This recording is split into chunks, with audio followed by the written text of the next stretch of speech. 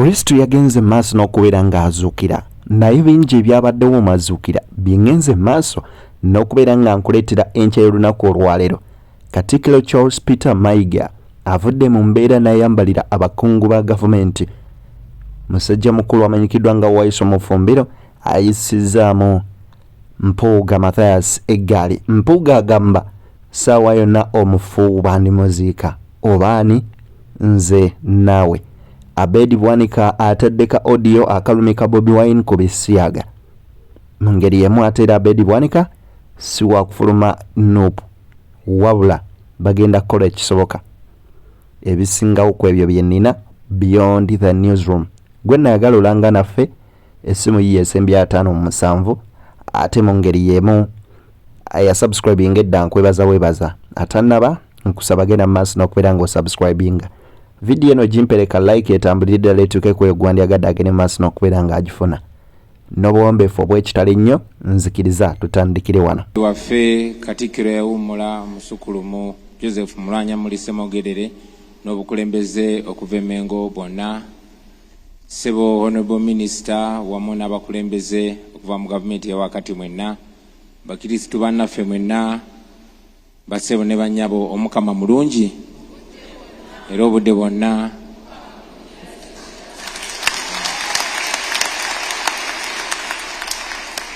Nange saba nzikirizibwe nga eddoboozi lyange ku maloboozi gonna okubayozayoza okutuuka ku mazuukira ga Mukama waffe Yesu Kristo n'okubaagaliza okusanyuka kwonna. Ssaabasumba yakyogeddeko nti ennaku zino abavubuka basanyuka paka kuwulira bubi.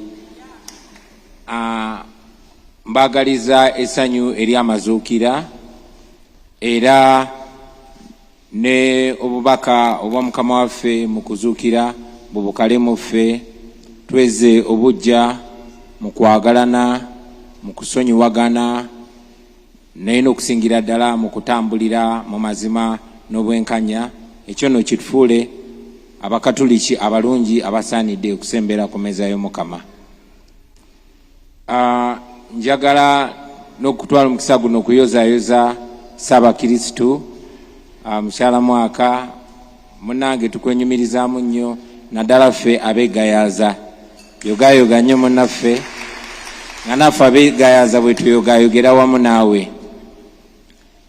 Kantu alina omukisa guno okusaasira famire ya mukadde waffe Gerard Mayanja ne maama wamu ne Mayanja famire yonna omwo nga mwe muva muganda waffe Joseph Mayanja amanyiddwa nga Jose Chameleone, Douglas Mayanja amanyiddwa nga Wizo, Pius Mayanja amanyiddwa nga Palaso n'abalala. Olunaku lwajjo baafiiriddwa mutabani waabwe mukulu waffe Humphrey Mayanja. Tubatuusaako okusaasira kwaffe, tunyolwamu nammwe era tusaba Omukama abagumye mu kaseera kano akazibu. Obubaka obw'amazuukira Ssaabasajja Kabaka yabutuwadde era nange nja kwesigama ku bubaka obwo. Sijja kwongera mu kigambo kyonna era sijja kutoolako kigambo kyonna. Mbaagaliza amazuukira obubaka wa His Excellence Robert Kyagulanyi Ssentamu obw'amazuukira bwe yagenze maaso n'okubeera nga tubadde wali eri munnange erubaga ku Lutiko. Ate kakati nno Kattikiro Charles Peter Mayiga agenze maaso n'okubeera nga mwatu ajjayo eddoboozi ku ngeri ensimbi y'omuwi w'omusolo gyagenda maaso n'okubeera nga oba oliawo eyonoonebwa wali eri palamenti kwoteeka Speaker. Kattikiro Charles Peter Mayiga agamba twendabidde ku nsi ezikulaakulanye ate zirimu abantu abangi nga Buyindi, engeri gye zikwasaganyamu ensonga zaazo. Nzikiriza ate kuwe Kattikiro Charles Peter Mayiga. Wetutuukidde ku mazuukira palamenti ng'eyogerwako nnyo wamu n'ensimbi ezigiweebwa bwe zikozesebwa. Nze nno ndowooza nti alumirirwa ensi eno yandibadde yeebuuza ebibuuzo bino okusukka ne ku bino bye tuwulira. Kiki ekitubeeza ne palamenti erimu ababaka 539 mu nsi ey'abantu obukadde 44? bano ababaka mbaagala nnyo sebo bishop mugwanidde okubeerayo mulemera ne ku nsonga naye tuteekeddwa okuba n'ababaka 539 ekitegeeza nti buli bantu 800 balina omubaka. Wulira kino, Buyindi erimu abantu akawumbi kamu n'obukadde 4 akawumbi ye billion akawumbi kamu n'obukadde 4 naye parliamenti yaabwe erimu ababaka 603. Kitegeeza nti abantu obukadde 2.20 omubaka wa parliamenti omu.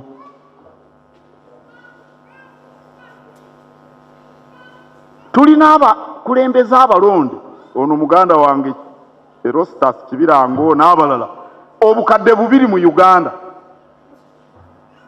Bakansala baani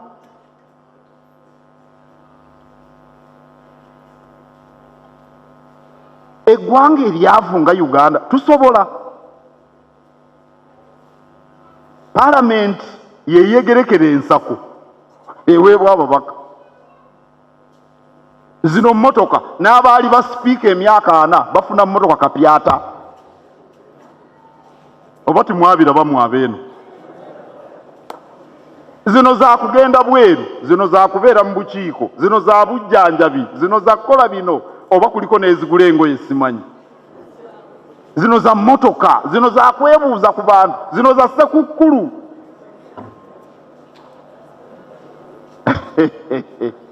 Ebyo nga sibuulira bwe mukaberako.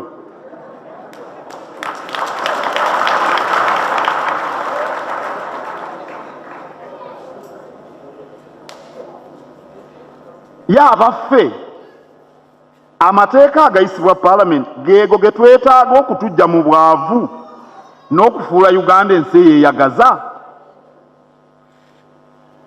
Mwinamu abalonzi okwebuuza ebibuuzo ebyo era mubagambi bye baboogerako.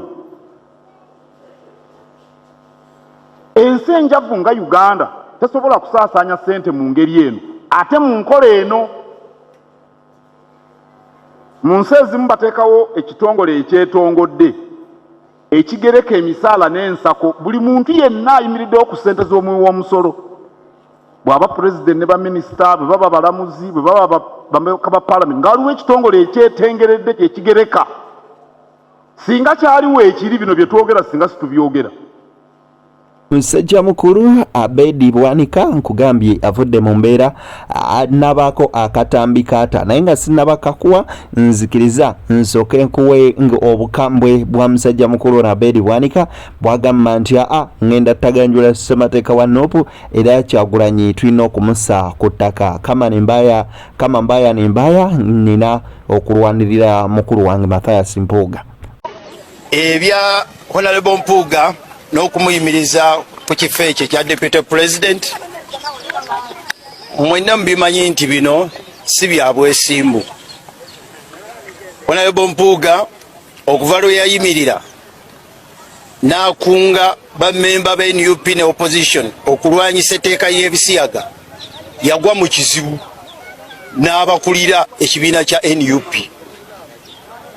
ekitawaanya Honorable Mpuuga n'abakulira ekibiina kye bayita Nuupu lwako Honorable Mpuuga yasalawo okuwagira etteeka erigoba ebisiyaga era okuva kwolwo bamufuukira ekizibu ne bamuwaayira manya yabbye ssente ne bawandiika ebbaluwa bamugobe ku bwa commissioner ne bibalema kati bawandiisa endala kumugoba ku bwa deputy president naye n'atandise okutaganjula constitution ya Nuupu natandise ogitaganjula okutegeera omuntu alina amaanyi okera bukezi ku makya n'ogoba omukulembeze ekyo kibiina kya ngeri ki ntisebe osinziira eri mu kisenge kyo n'owandiika ebbaluwa n'ogaa nti omukulembeze gundi namugobi.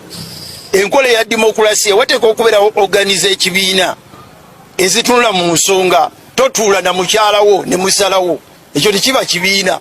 Katugenda kutunula mu constitution ya Nuupu okulaba obuwaayiro mwebulibwo kubanga nategeerako nti Lubongoya David Lewis Lubongoya David yagenda mu electoral commission n'abbayo constitution ya Nuupu entuufu n'ateekayo eyiye gye yeewandiikira gye nalabye nga mukulu Kyagulanyi gy'asinziiramu eya Lubongoya.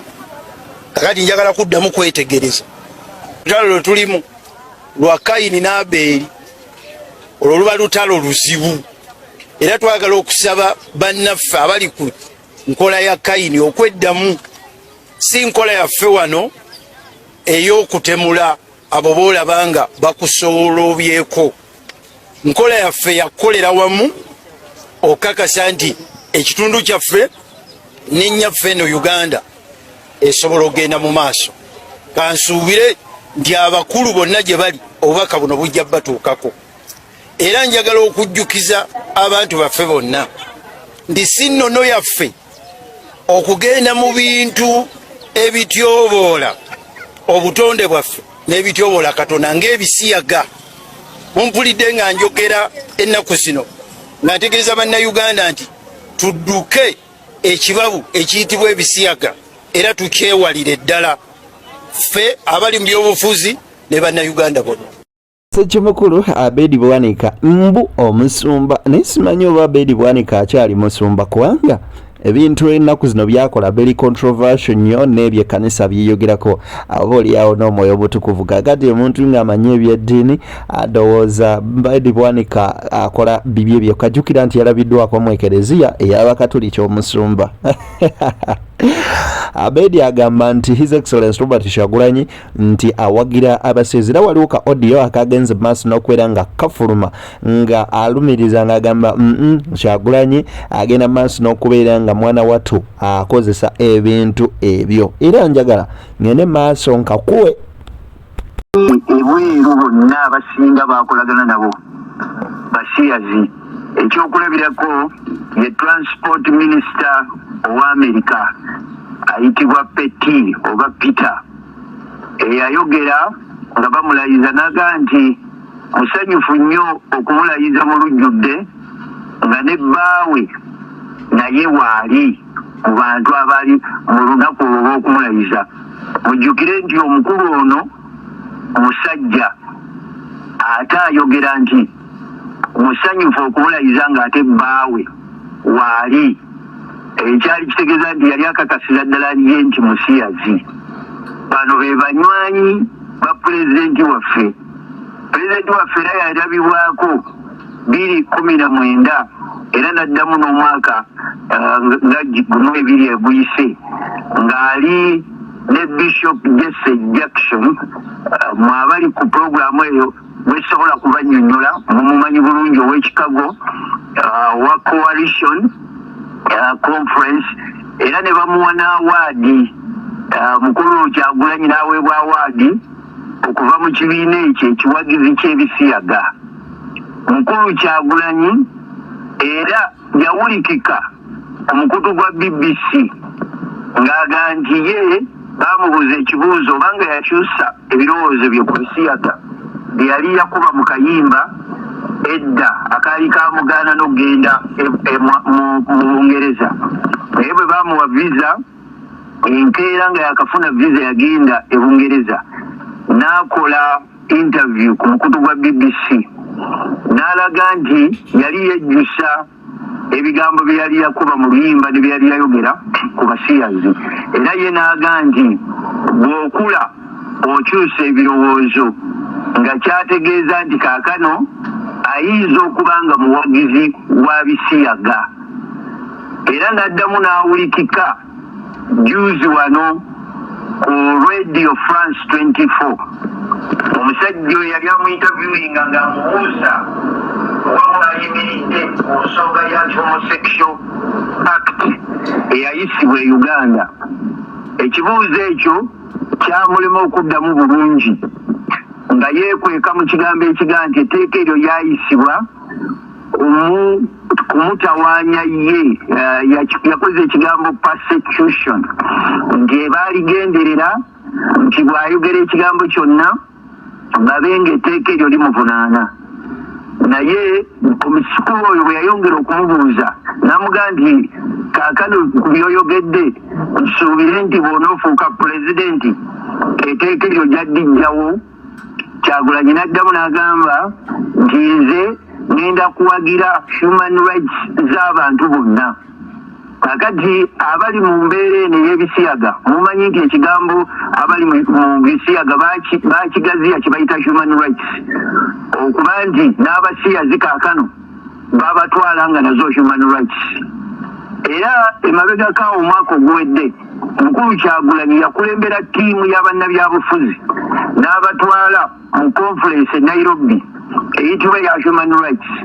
Mube yakulembera mwalimu Kano Kiza Besigye, mwalimu Honorable Masasi Mpuuga, mwalimu abajjema ba Mukulu Kateregga, ba Imamu Kasozi, mwalimu Jeno Muntu n'abalala bangi.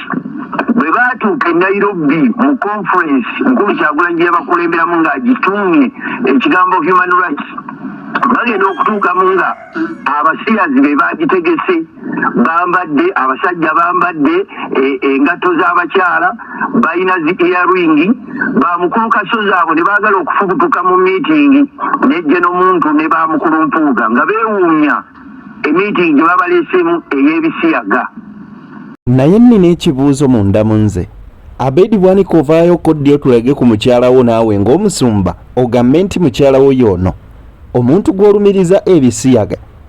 His Excellency Robert Kyagulanyi Ssentamu ayina omukyala ne famire, kaakati gwe taata owuwo ali luddawa? Abedi Bwanika bineno tubijje mu mbu ne mu bigambo. Leetayo obujulizi obulumika His Excellency Robert Kyagulanyi Ssentamu nti muli wa bisiyaga. Ye lwaki temwogera ku nsimbi ze mwalya obukadde 5 era ne mugamba nti tuvumirire ekikolwa kuba bubbi kyekituufu kiri nti mwegabira ensimbi w'omusolo? Wamma gwali awo teeka mu comment section kikyolowooza ku nsonga ya Abedi Bwanika ne His Excellency Robert Kyagulanyi Ssentamu. Ino obubaka obwange nga nze bugamba nti ebyo byonna okola byappa, wabula mukulu munno bw'aba asobezza mugambeko ate era ensobi eba nsobi. Kaakati you serve the repercussions. Kakati omukulu w'essaza lya Buddu Pokino avuddeyo naye n'agenda maaso n'okubeera ng'agamba bantu bakulu mugende maaso n'okubeera ng'ensonga era muzikwata kintu kikulu. Ono nno akaabirako Mathias Mpuuga nsamba mu Namasaka munne okuba nga mwattu baamukunkumola omukono mu kibya. Ebuddu eno eri abantu oba mwajja bugenyi ne wabanyumira ne musigala. Bwe muba mwajja bugenyi ne musalawo okusigala naffe muteekwa okukoppa empisa z'ebuddu. Abantu mubasseemu ekitiibwa, mwagalane. Bw'oba olina ky'olabye ku munno kinagweranga mu social media mu mitimbagano, mbakubiriza nga mbasaba mmwe bannabuddu bannamasaka nti empisa zaffe tuleme kuzisuula. Mu ngeri y'emu tulina abantu abazze tubeeramu bazimbye amayumba ne bagasiiga langi ennungi ne babalowoozesa nti beewammwe. Abantu abo beekalirize nnyo nga tutambula olugendo olw'okunonola ensi yaffe. Mbakubiriza nti okuvumagana si kyekigenda okumalawo ebizibu byaffe. Omusumba alina baayisa abaguzi b'obunyama, nze bayita amalindirizi. Obwavu ne bakozesa bintu bya kijegajega na kutulabisa mu nsi nga gy'oli nti abajega bonna basibuka Buddu.